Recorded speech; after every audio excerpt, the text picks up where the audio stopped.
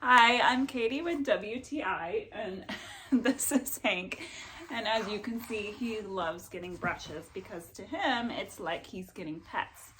And I love brushing him with this Hertzko brush.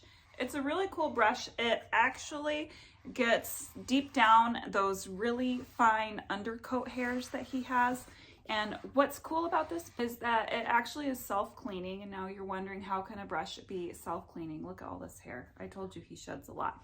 But it has this button on the back. And when you push the button, the bristles go back into the brush and you can just slide the hair off and make yarn with Hank hair.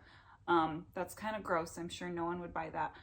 But people would buy this brush because it's really cool. The self-cleaning feature, genius, because I have the hardest time cleaning out brushes, and it's nice and sturdy and durable. It has this soft comfort grip and makes it easy to hold, and it's a really good size, and Hank really enjoys getting brushed with it.